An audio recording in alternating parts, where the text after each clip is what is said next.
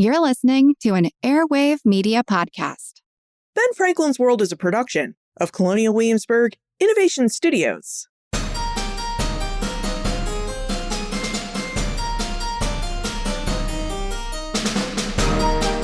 Hello, and welcome to Ben Franklin's World Revisited, a series of classic episodes that bring fresh perspective to our latest episodes and add deeper connections to our understanding of early American history. And I'm your host, Liz Covart. What does freedom mean when the deck is stacked against you? To commemorate Black History Month, we're revisiting a story that's too often overlooked, but critical to our understanding of early America. While we often think of early American society in terms of stark contrasts, enslaved or free, wealthy or poor, the reality was far more complex. In this episode, we'll revisit episode 328 from 2022 to uncover the lives of free people of color in early America. These were Black people who were free from enslavement, but who stood in the shadow of slavery, where they carved out lives of resilience and purpose. Now, since we spoke in 2022, Warren Milteer Jr. is now an associate professor of history at George Washington University. Using details from his books, North Carolina's Free People of Color and Beyond Slavery's Shadow, Warren leads us on a journey from the colonial era through the American Revolution and into the pre-Civil War period. Now, during our journey, Warren reveals where free people of color lived and thrived, the surprising opportunities free people of color seized during the American Revolution, and the legal battles they faced just to exist in early American society. This is a story of courage, determination, and what it truly means to fight for a place in the world. I hope you enjoy as we revisit our conversation with Warren and re-explore the complexities and contradictions of freedom in early America.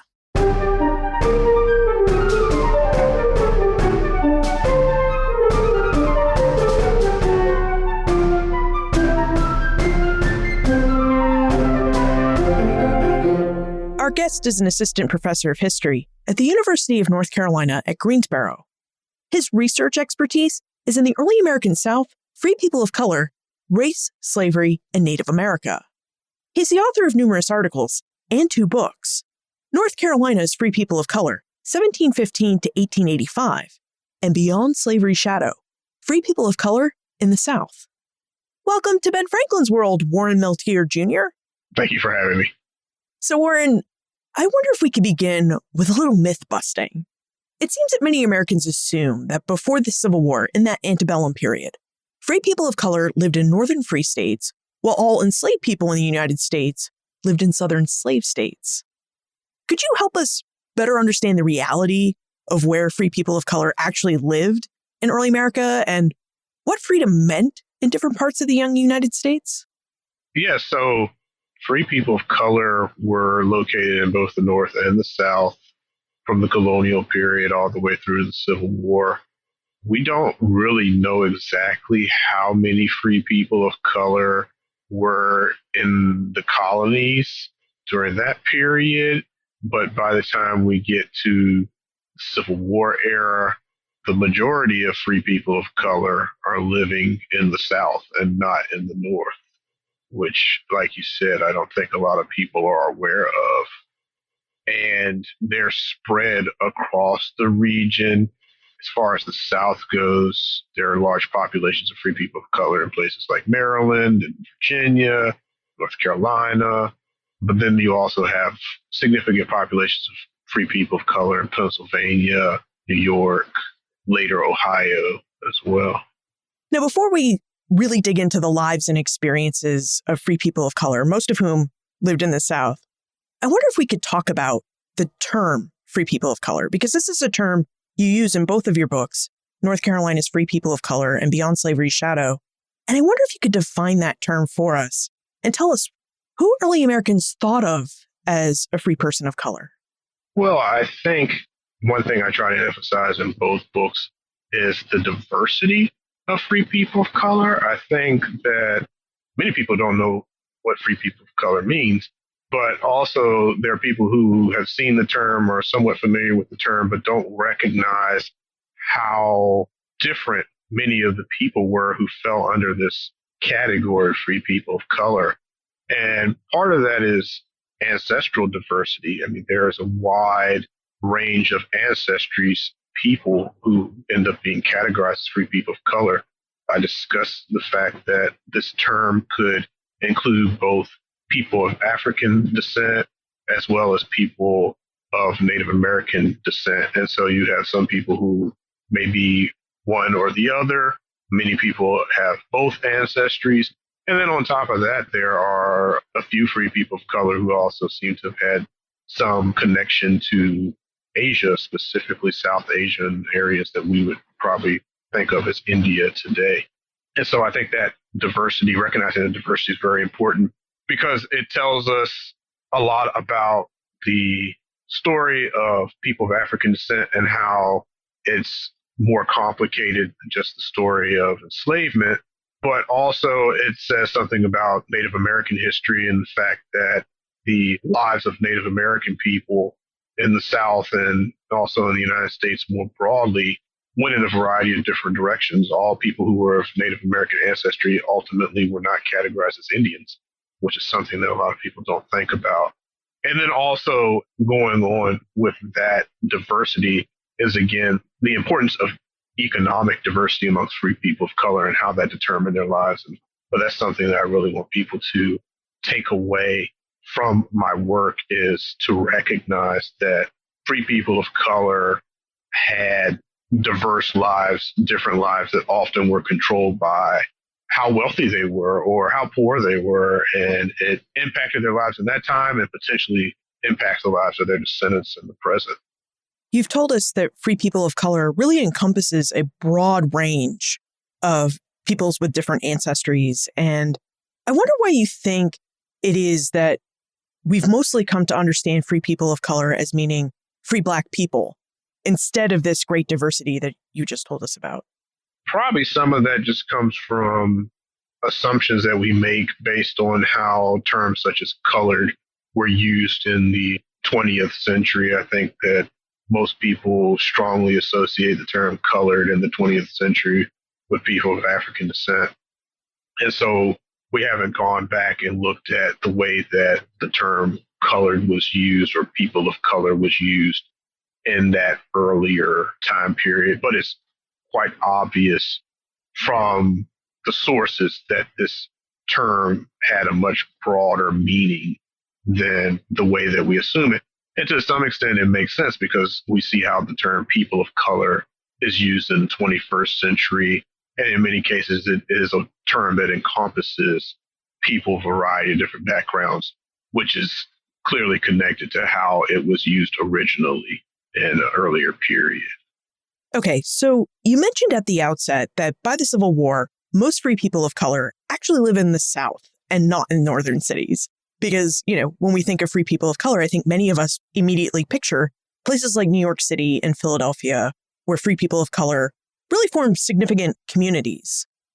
So what was it like for the majority of free people of color to live in and form communities across the southern part of the United States? It really depends on where you're looking. You have populations that are more centralized in some of the cities of the South, such as Charleston, New Orleans, and most importantly, Baltimore, which had the largest population of free people of color as far as the city goes in the South. But many free people of color were living in rural areas of the region as well. And there's some surprising places that pop up on the list of, say, the top 10, top 20, top 50 localities for free people of color in the South. Many rural counties in Maryland had significant populations of free people of color. Delaware, which for the most part is a rural state outside of Wilmington, Virginia as well, you will see those types of patterns. So yeah, free people of color are scattered across the country, scattered across the South. They are doing different types of work depending on where they're living and involved in different types of relationships with their neighbors based on those contexts as well. I'd love for us to get into the specifics of lived experiences in the South, and I wonder if we could begin with the story of King Tony.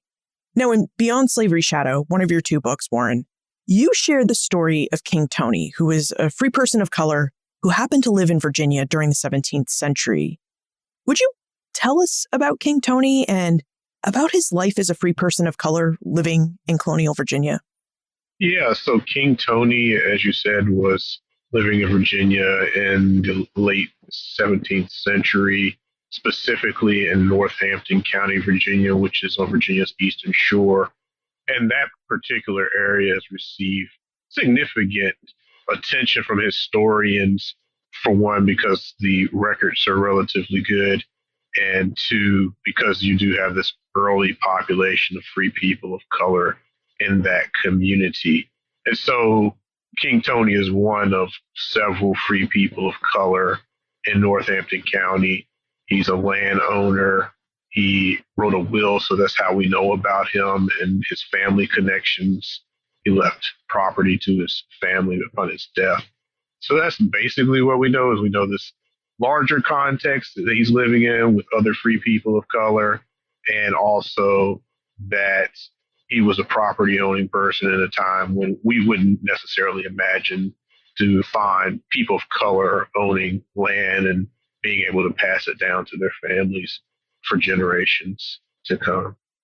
Is there any evidence that you were able to find on whether King Tony's ability to pass down land to his family helped secure the free status of his family going forward into the 18th and early 19th centuries? I would say it's possible. I haven't looked very closely into King Tony's descendants and what happened to them specifically. I know that the families that King Tony was connected to did remain in that area for a while, at least some of them.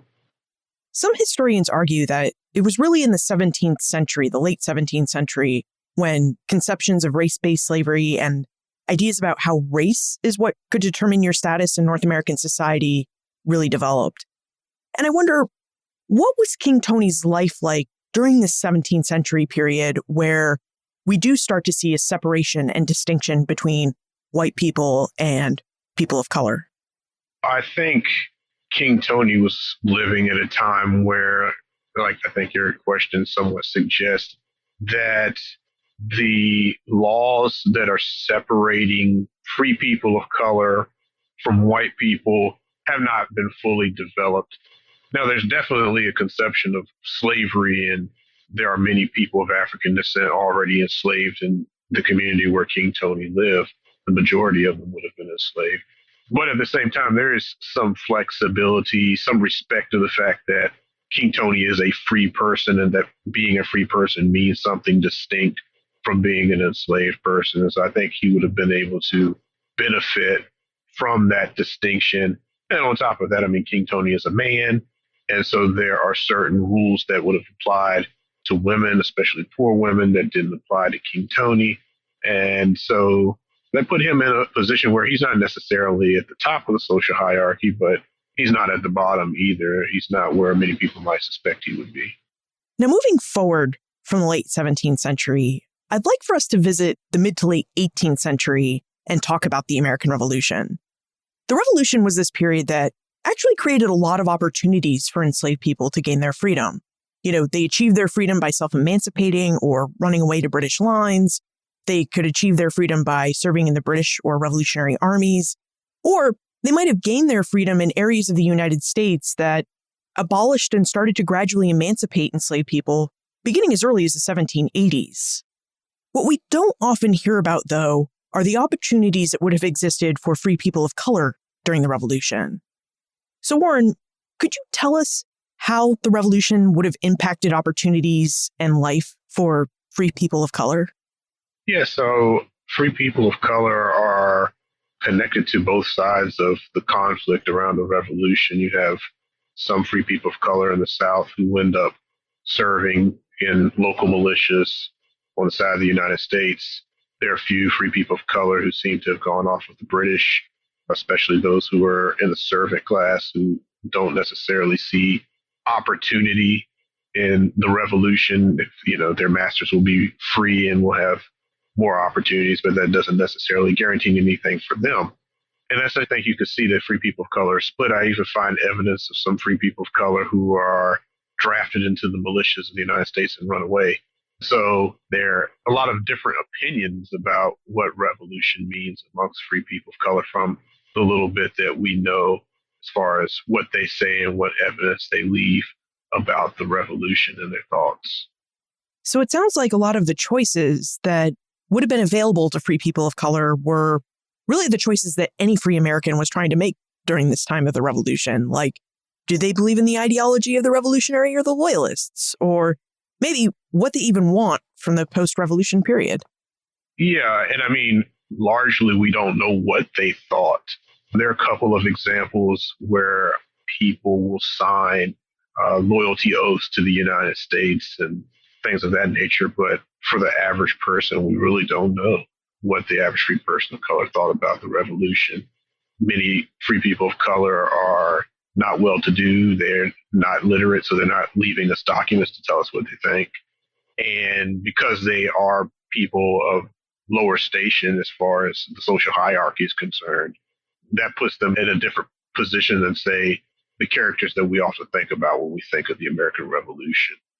That's a really interesting point, that we can't often know what free people of color thought about the revolution or presumably other events in history because they were often illiterate, or they just didn't have documents to leave behind, or some archive didn't wish to preserve them because, these weren't seen as people of importance. So how do you, as a historian, Warren, someone who researches free people of color, get at the stories of King Tony and other early Americans who are also free people of color? Yeah, so in the case of King Tony and many other people who are probably of a similar class background, I'm looking at wills and deeds and things of that nature, seeing what types of business interactions these people have in the colonial period and trying to get something out of that. Court records are really important in trying to understand what they think, or at least where they fit in the larger society. And sometimes you can get an inkling about a free person of color's opinion based on maybe a court case where they actually have some testimony there. Or, for instance, I'm just thinking about a more famous case of Anthony Johnson from Northampton County, who would have lived around the same time that King Tony was alive. And he was a free person of color who at least enslaved one person. And so we learned that from the court records, and we can kind of extrapolate his thoughts about the process of enslaving other people from that court case, that he at least was willing to do that to one person and didn't necessarily see it as problematic. So in that sense, we can build something there. Or maybe in the case of a poor free person of color, they show up in the records being charged with a variety of different crimes, often having to do with their poverty, such as free women of color would show up in the records being charged with having children out of wedlock, and their children are being born out of wedlock because of the fact that they're not allowed to marry because they're servants. And so we can see in the court records sometimes these struggles over maintaining control over themselves, controlling their children. So that's how I work with those records and try to build a story about their lives and their thoughts to the best of my ability. But I don't want to go too far by taking that evidence that I have and say I know everything about what they're thinking. So as we continue to move further in time here from the Revolutionary period to the early Republic, I wonder if the number of records that we have for free people of color increased and maybe even reveal more information about their lives now that we're moving into the early Republic period or the early United States. So is this the case? Do we see more records and more information for free people of color who lived after the colonial period in the early United States? I would say yes. Overall, the closer we get to the Civil War, the quality of the records in general gets better. You're more likely to find, say, a letter written by a free person of color in 1850 than you are to find one in 1750. And also it depends on the location that you're looking at. So say the records from French Louisiana often are better in quality and detail than records from South Carolina. Not always, but often that is the case. The court cases, even in the context of, say, French or Spanish Louisiana, are more detailed, often include more references to testimony, so we get the actual voices. of free people of color, but also white people, enslaved people, Native Americans, versus, say, in a place like South Carolina, where the records are overall actually not very good. Colonial North Carolina, especially the early time period of colonial North Carolina, say the 1600s, you're not going to find much of the voices of free people of color in the records. So, yeah, time helps. Now, one of the things that the War for Independence did was that it created an independent United States. It created a new nation. Warren, as Americans shifted away from British laws and customs and embraced a more American way of governing, what did this shift mean for the lives and experiences of the United States' free people of color? I think it varies for different free people of color. In a certain sense, we see benefits that come about because of the American Revolution and just the ideas that are floating around in that time about liberty. It gives free people of color something to attach to that they can use to defend themselves, say in a court case or in public debates about their position. They can go back and reference, hey, this is what we've said was going to happen during the American Revolution, and we now need to live as we claim we were going to live. So in that sense, it's beneficial. But then at the same time, I think the revolution is very disruptive, especially when we're thinking about the evolution of American politics that comes about because of the revolution. So you have people trying to figure out, how do we build new political coalitions in the southern states and all around the country. And sadly, I think it's quite clear that bigotry, often targeted specifically at free people of color, is an important part of early American politics and becomes increasingly important as we get towards the Civil War period. And I don't know if we would see quite the level of development in that politics had the majority of the Southern colonies remained part of Great Britain and under the rule of Great Britain.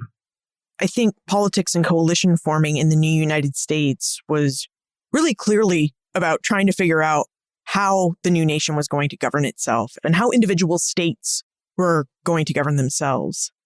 Did you find any evidence where free people of color in the South in particular had any say in politics? Because they were free people of color and presumably taxpayers too. So in this day and age, they would have had a say, but we know that's not always true of the past. Yeah, absolutely. It depends on which state you're looking at. But at different times, free men of color specifically could vote.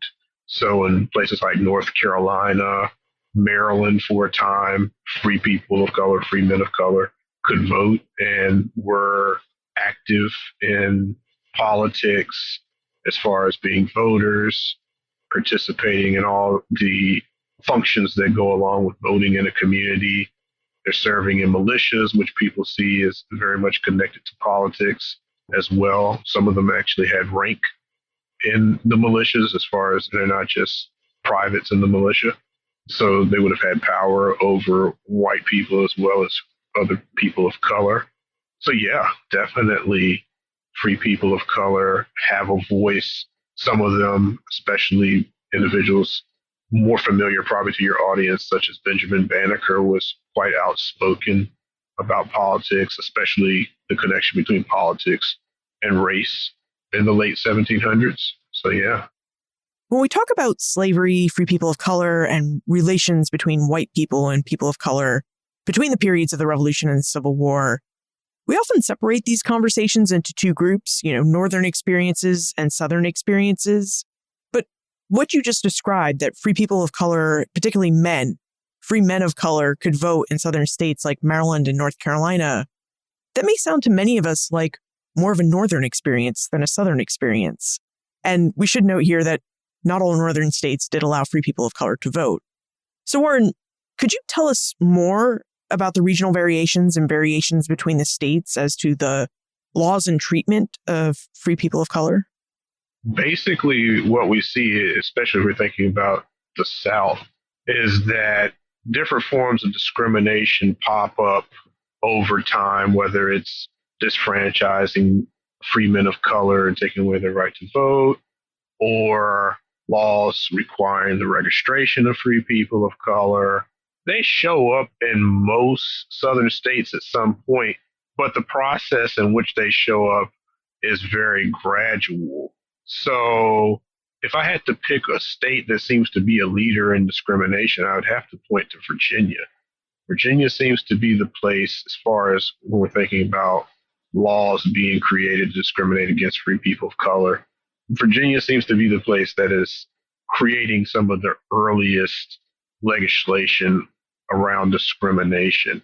And then you will see other states follow. One example that I can think of is around the issue of the movement of free people of color from state to state. So Virginia is one of the earliest states to create rules preventing, or they're supposed to prevent, free people of color from other states coming into Virginia's boundaries. So when Virginia passes its law, then other states start following. Its neighboring states use the Virginia example as a reason to therefore prohibit free people of color from coming into their states. Now, the degree to which these laws are enforced, it varies locally. So even within one state, you can see a lot of variation. Some discriminatory laws, say in Virginia, may be enforced in one part of the state and not enforced in another.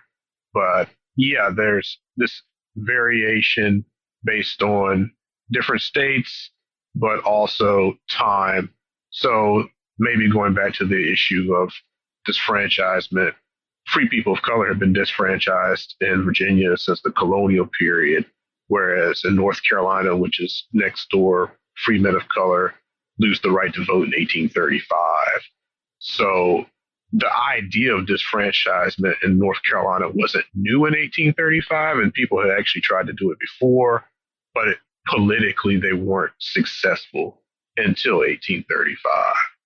To go back to your point about the local enforcement of laws, it really seems like you could have had a situation, and perhaps you found a situation like this in your research. It seems like you could have a situation where free people of color were highly valued and respected members of their community. And so when a state like Virginia or North Carolina passes some sort of discriminatory law, I think I can see examples, or imagine examples, I should say, where an individual community might be really hard pressed to actually enforce that discriminatory law on someone that they saw was their friend and neighbor. Do you think this really happened? Did you find cases where this might have happened, where local communities might have actually ignored state laws because, on a personal level, they didn't actually want to discriminate against their neighbors who happened to be a free person of color? Yes, definitely. I think that's playing a role in this situation.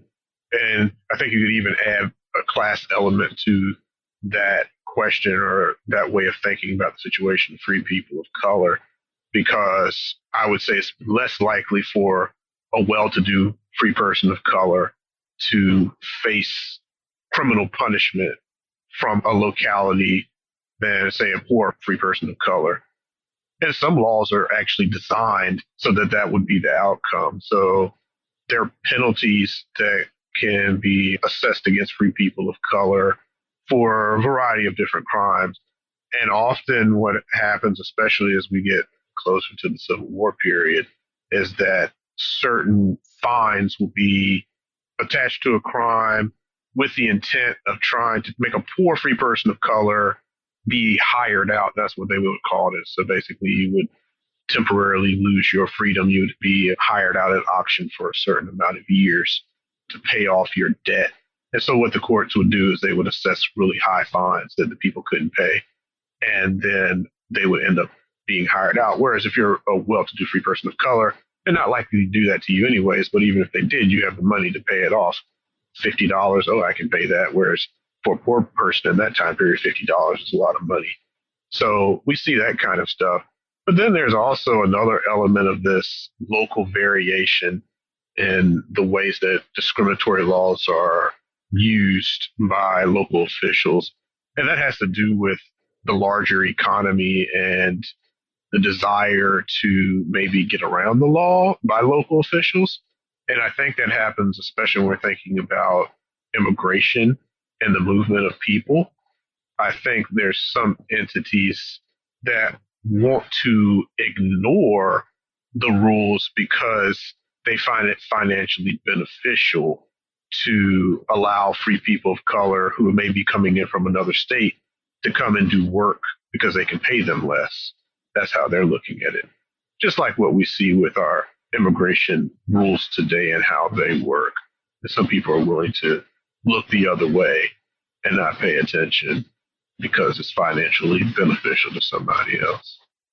As we're on the theme of local and regional variations in the treatment of people of color, there were some states that came into the Union, and particularly into the southern part of the United States, that didn't originate in the British American structure of government.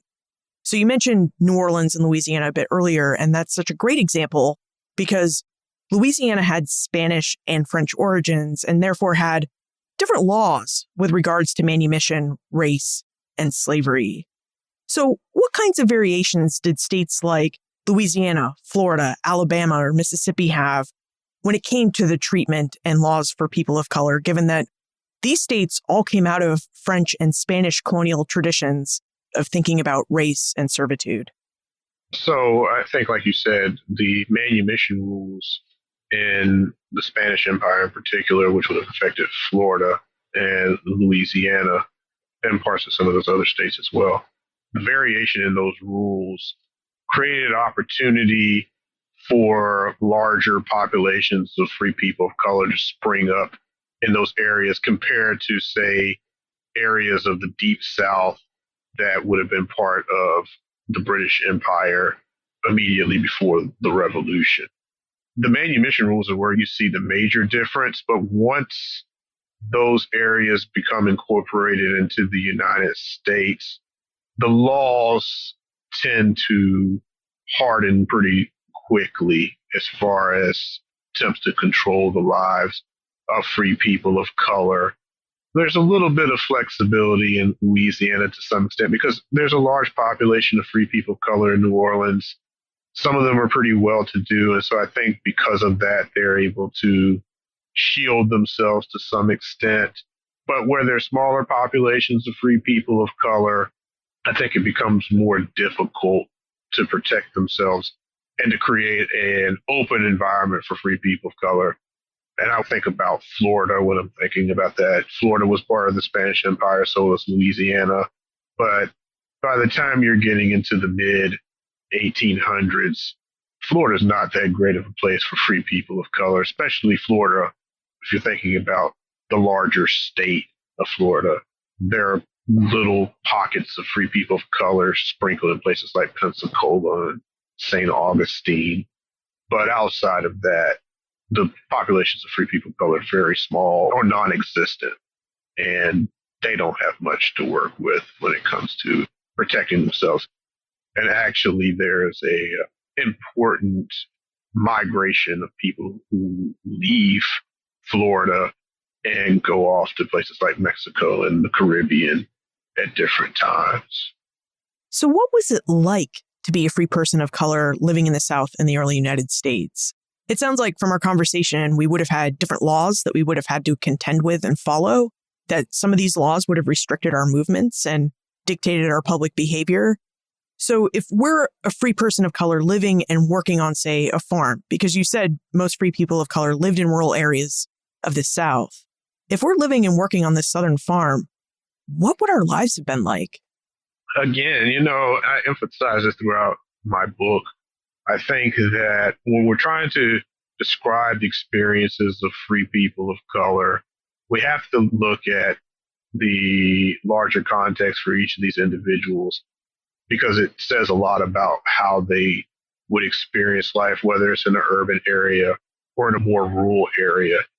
So again, if you're a well-to-do free man of color in a rural part of the South, and you own your own land, have your own business, you can do pretty well. I mean, some of the most successful free people of color in the South live in what I would describe as probably some of the states that a free person of color would be least likely to want to live in, like Mississippi, like certain parts of Louisiana and South Carolina.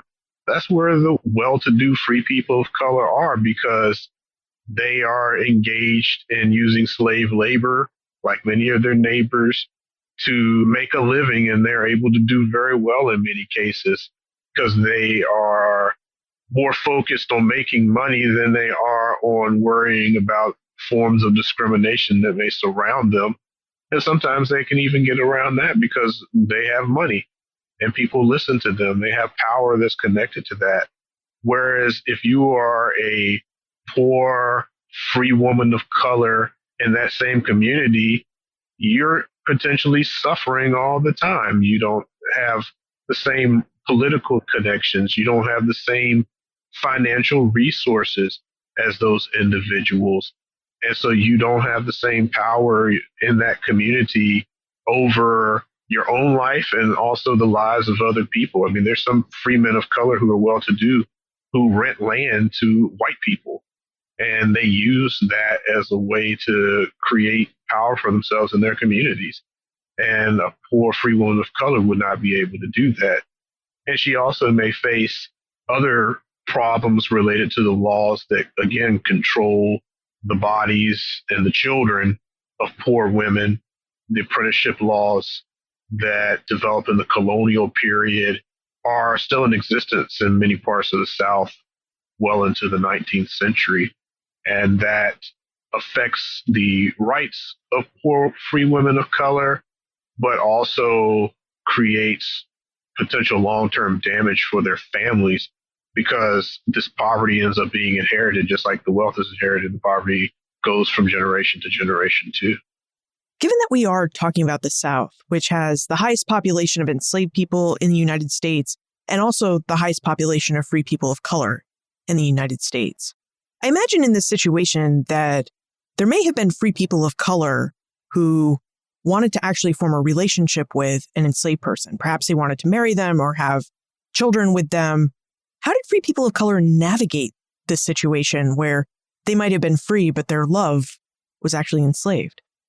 Definitely. So you do have free people of color who marry enslaved people. Sometimes these are free people of color were enslaved themselves and were manumitted earlier in life and then ended up marrying somebody enslaved, or maybe they were already married while they were enslaved and that individual became free, but the partner is not free. So they're having to deal with that. And free people of color, again, they navigate these relationships in a variety of different ways. So there's some free people of color, especially men, who are tradespeople who are able to save up enough money to buy their enslaved family members, whether it's a spouse or children, and they basically are able to control their families in some way, whereas you have other free people of color who maybe are unable to do that, and they have to compromise quite a bit. I discuss a couple of examples in my work about free men of color who were married to enslaved women who ended up having to follow these enslaved women in different parts of the South. So say they were based in North Carolina when their relationship began, but then the enslaver of the spouse decides to move to Alabama and take the family of this free person of color with him. And so the free person of color has to tag along and go to Alabama, which is illegal in many cases because they're not supposed to actually move into Alabama. And they're also giving up potentially their citizenship rights or at least their residency rights in North Carolina.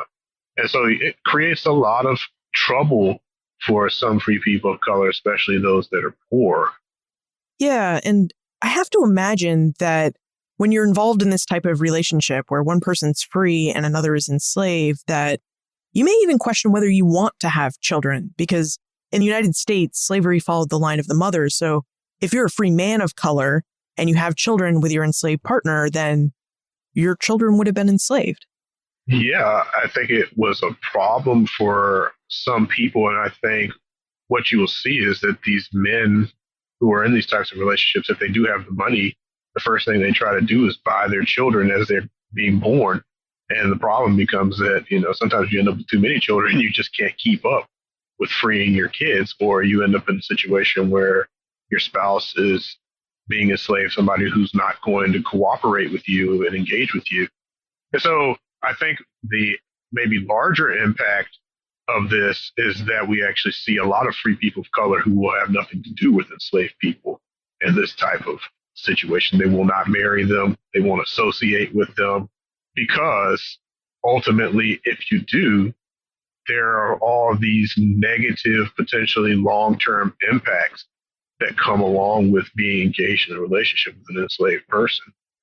I wonder if we could talk a bit more about the development of laws that would have prevented free people of color from moving about the early United States. I know you mentioned this earlier, Warren, but there were some states that prohibited free people of color from moving into their states. And we just discussed that there were free people of color who married enslaved women. And it was therefore possible for their enslaver to take their wife and possibly their children from North Carolina to Alabama. And then that free spouse legally wouldn't have been able to follow them. So could you tell us a bit more about the different laws that were being passed to restrain free people of color from moving about the early United States, and how free people of color navigated these laws? Yeah, usually these laws will say a free person of color can come into this state and conduct business or something like that for, say, 30 days, and then they need to leave. Or on the opposite side, you'll have laws that will say a free person of color who may have been born, let's just say in North Carolina, if that free person of color leaves the state for more than 30 days or more than 60 days, then that person loses residency and then can't come back to the state.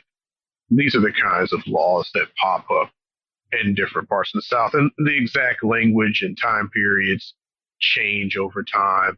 And what we do see is that by the time we get to the Civil War, there is a greater emphasis on making punishments for, say, leaving the state and coming back, or coming into the state illegally, more harsh. So the punishments may not actually be defined in the law early on, but over time they become defined, and it may be, oh, you're going to be hired out for a certain amount of time if you come illegally into the state. Something that's just more harsh, trying to dissuade free people of color from entering states in the first place. That's what we see.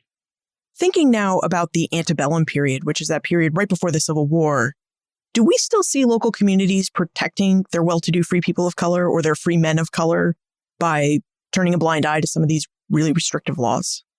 Yeah, so what you'll see sometimes is petitions coming from local people. They'll be sent to the state assembly requesting an exemption from the law. And often these petitions will say, X free person of color has lived in this community for so many years, because often these laws aren't enforced immediately. They're enforced 20 years later or 7 years later, something like that. And so the petition will say, this person has lived in this community for a long time, has contributed to this community in this way, has a family in this community, et cetera, et cetera. Can you please allow this person to stay? And sometimes those requests are granted and sometimes they're not. As I think about movement, because we are talking about a society that has both free people of color and enslaved people, I'm curious about the dangers that free people of color may have had as they tried to protect their freedom and also move about the United States. So could you tell us about the story of Solomon Northup and how typical or atypical his story was? Solomon Northup was from the North. He was from New York specifically. And during a visit to Washington, D.C., he was kidnapped and illegally enslaved. He was transported through Virginia to New Orleans and sold in New Orleans and enslaved in Louisiana for over a decade.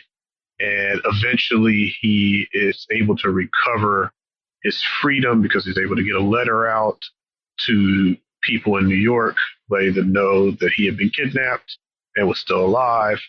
And somebody came down from New York and recovered him. And so I would say that the fact that he was recovered is unusual, but his kidnapping was a bit more common, sadly. From the early national period in particular, we see this development in trade in free people of color. And I think part of what's going on is that enslaved people are expensive and free people are free if you can catch one and enslave that person and sell them illegally. And so there are some individuals who are working in the upper South and even in parts of the North, kidnapping free people of color and selling them into bondage. And I would say that from what I can see, we don't have numbers on this because, of course, this trade is illegal, right? But just glancing through the evidence, it seems that children in particular were targets of this illegal traffic because children often don't know a lot about their own backgrounds. They're relatively easy to kidnap compared to adults. It's very hard to kidnap a grown man just off of the street in a way that it may be easier to kidnap a child.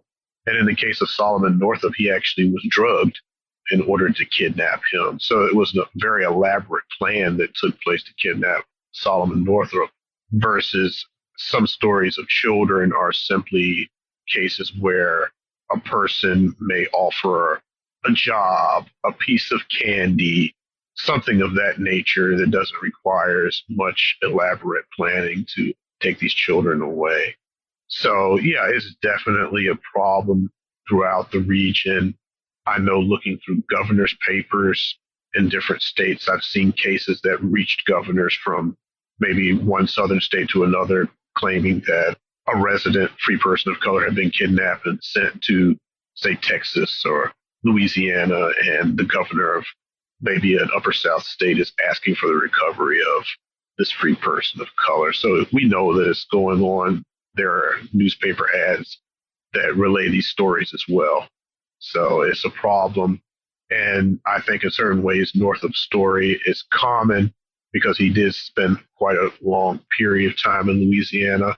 But at the same time, this story is unique because he was able to write about it after the fact that he was recovered. Leslie wonders how vigilant a free person of color needed to be when it came to kidnappers and being sold into slavery. Would you tell us about the different techniques or tactics free people of color employed to protect their freedom? Again, I think it depends on where you're located. If you're in a city, you're probably in a more dangerous situation than, say, if you're in a rural area, although there are kidnappings that take place in rural areas. And I think part of that is that when you're in a city, there's just so many more strangers. People tend to engage in business with people that they don't know. Whereas in a more rural community, everybody knows everybody to some extent. And so it's just much more difficult to be a kidnapper and come into a rural community and people not be aware that you are in that area and at least be somewhat suspicious of you, ask questions of you. So in that sense, community plays a really important role in protecting free people of color from kidnapping, right? The fact that you know who everybody is in your community to a certain extent helps keep you safe. And often when rural communities are exposed is when there's somebody within the community that is involved in the kidnapping.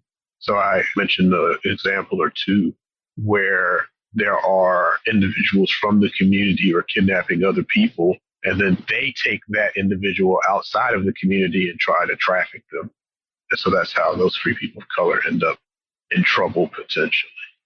I probably should have asked this a bit earlier, but since we are on the topic of communities, in both of your books, Warren, North Carolina's Free People of Color and Beyond Slavery's Shadow, you note that early American communities really needed free people of color to live in their communities. And I wonder if you would tell us about this need and how free people of color fit within the communities that they lived in. Free people of color, when we're thinking about their role in the economy, are playing a variety of different parts. So you have some free people of color who are doing basically the grunt work of the community. They're common laborers, they're ditch diggers, they're servants, they're doing that type of work.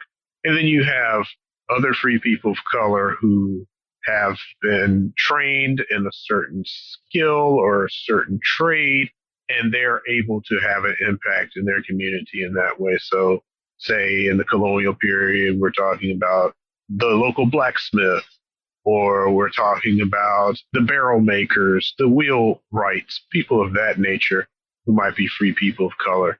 And then as we get into the 19th century, we see an even larger number of trades that free people of color are involved in.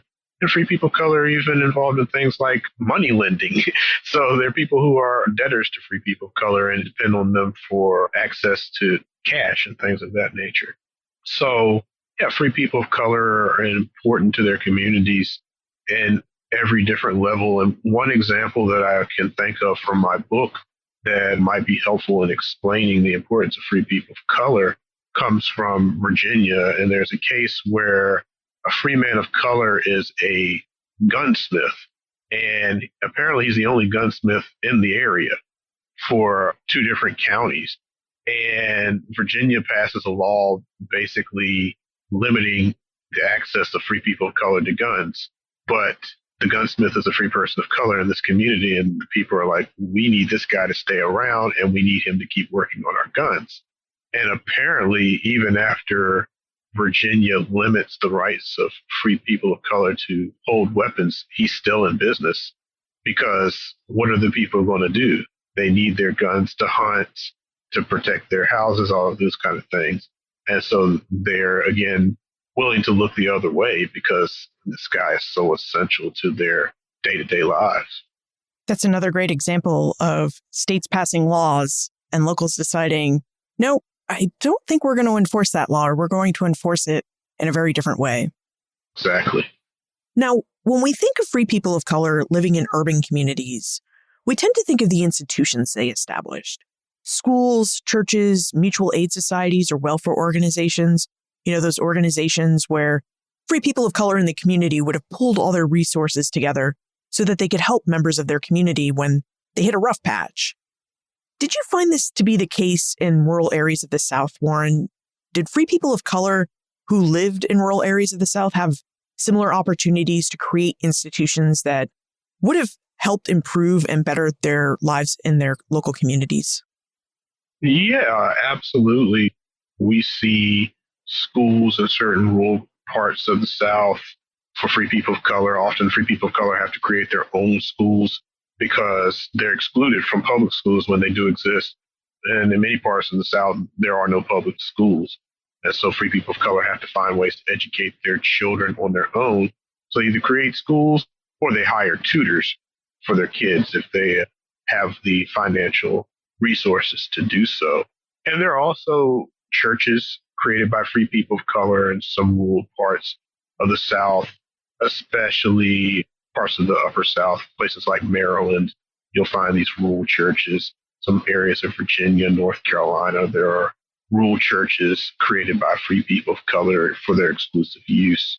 And in these places, they're able to have a little bit more autonomy as far as deciding how the church is going to operate and having political positions within the churches, because that's, I think, the problem for many free people of color and why they decide to create their own institutions is because they're not allowed to have positions of power within churches in which white people are part of the congregation. Yeah, could we talk a bit more about churches? Because when we do talk about communities of free people of color, churches are most often the institution that come up as playing the most important role in these communities. So could you tell us a little bit more about churches and their role in these rural communities of the South? Yeah, well, I think in certain cases, these churches become the base for many of their larger social interactions with one another, thinking especially about places such as Baltimore. The church is not just a religious center, but it also hosts some of the schools. Social organizations come out of the churches, and some of those are specifically church related, but also you see during the temperance movement, temperance organizations coming out of churches. You see social gatherings coming out of churches. Church clubs often do fundraising for different community activities. So the churches in that sense are central to the general social operations of free people of color who, again, often are not given the opportunity to interact as equals with their white neighbors. So they have to find spaces for themselves in order to fulfill their needs. Warren, you have researched and written 2 books about the lives and experiences of free people of color in the South. Today we've been talking broadly about North Carolina's free people of color and Beyond Slavery's Shadow. Given all of the different research you've done about these people's lives, is there an aspect of the history of free people of color in the South that you really wished more people knew about? Well, I think I want people to take away from the story of free people of color is that freedom is something that, at least in the U.S. context, exists on a spectrum. It's not a single status, a single experience. Sometimes I think we like to think of freedom as black and white. There's slavery and there's freedom. But we see from the situation of free people of color that freedom can be a lot of different things. It can be the struggles of the poor free person of color struggling to control his or her family and make a living.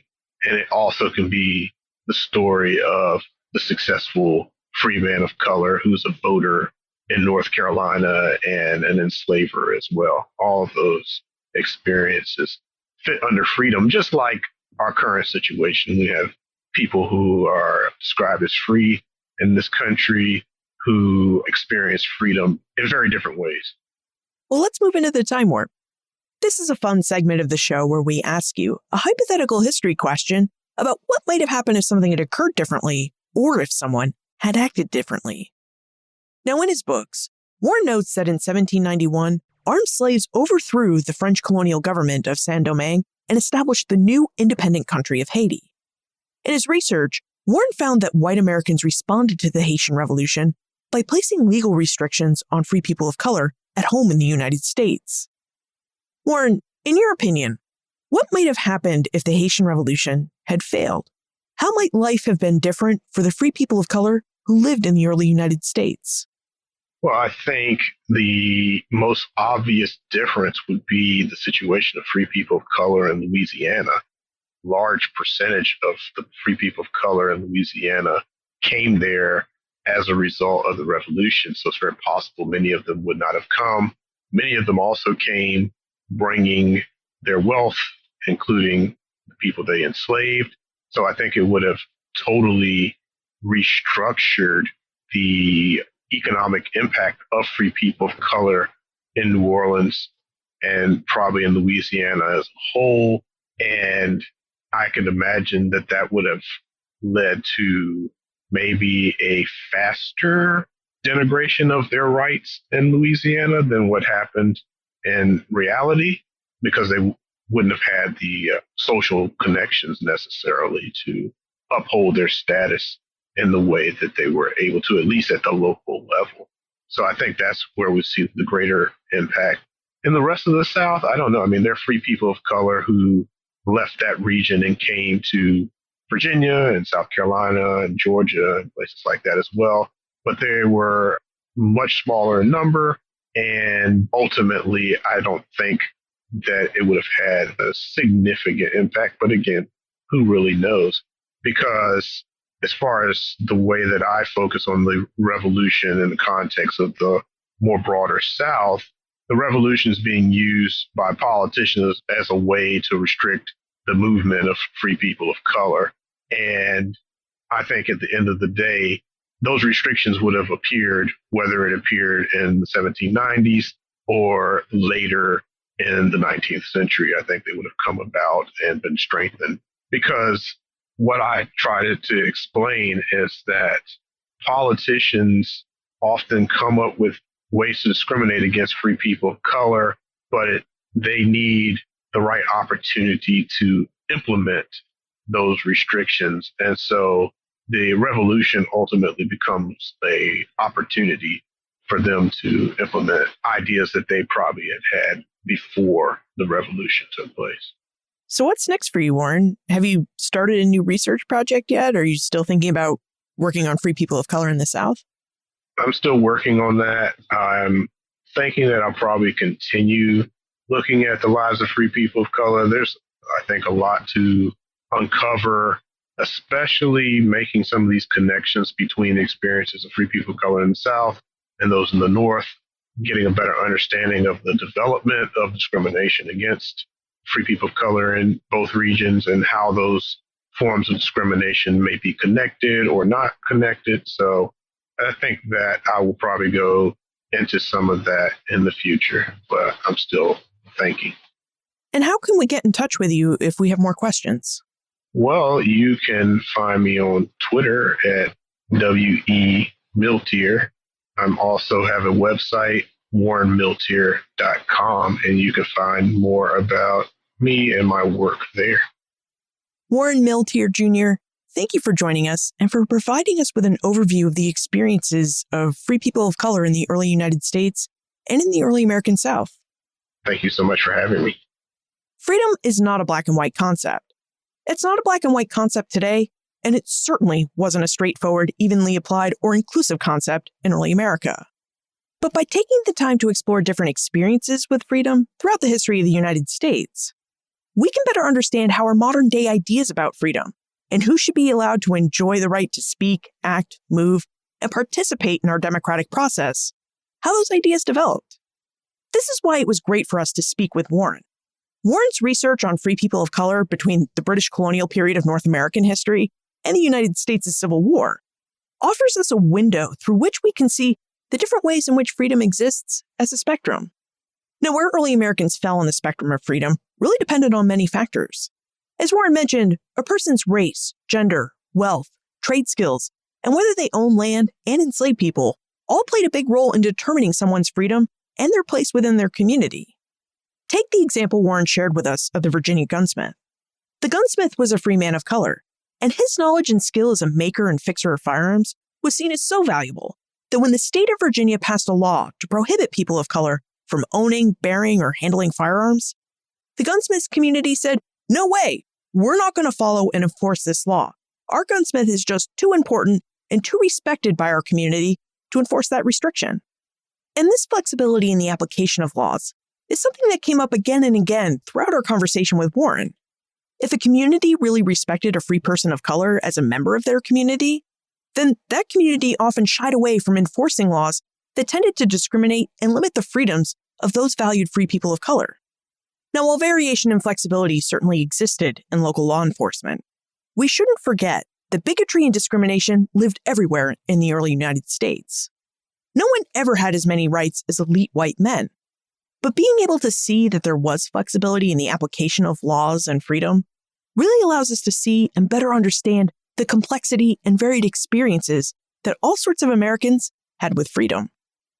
You'll find information about Warren, his 2 books, North Carolina's Free People of Color and Beyond Slavery's Shadow, plus notes and links for everything we talked about today, all in the show notes page.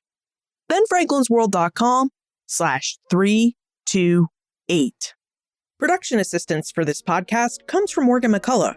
Breakmaster Cylinder composed our custom theme music. This podcast is part of the Airwave Media Podcast Network. To discover and listen to their other podcasts, visit airwavemedia.com. Ben Franklin's World is a production of Colonial Williamsburg Innovation Studios.